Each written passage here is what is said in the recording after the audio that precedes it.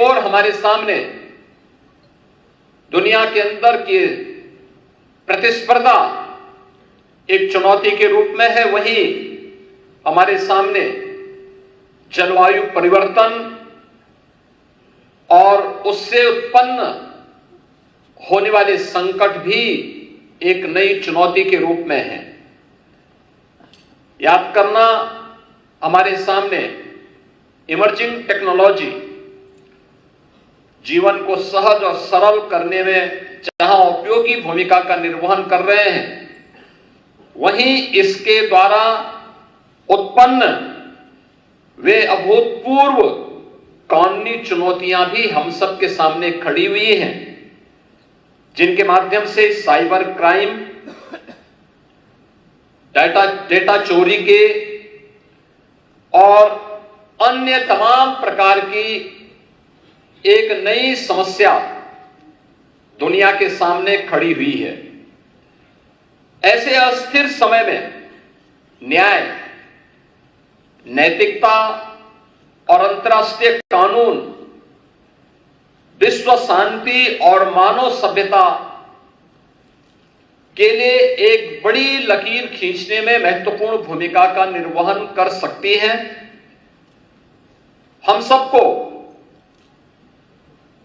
UN के द्वारा 80 वर्ष पहले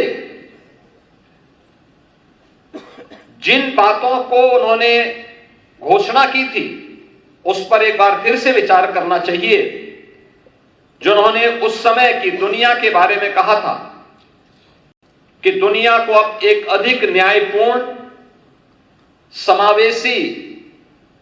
और जवाबदेह वैश्विक प्रणाली की आवश्यकता है। और 80 वर्ष पूर्व किए गई इस घोषणा की सार्थकता आज भी उसी रूप में बनी हुई है। आज हमारी आवश्यकता है कि हम केवल उन पुरानी बातों तक सीमित न रहें, बल्कि आज की उन ज्वलंत समस्याओं के बारे में भी हमें विचार करते हुए जलवायु परिवर्तन, साइबर सुरक्षा, स्वास्थ्य के संकट, वैश्विक आतंकवाद जैसे मुद्दों पर भी मुखर होकर के यूएन जैसे प्लेटफॉर्म का बेहतर उपयोग करना चाहिए। एक ऐसे व्यवहारिक और उद्देश्यप्रद गठबंधन को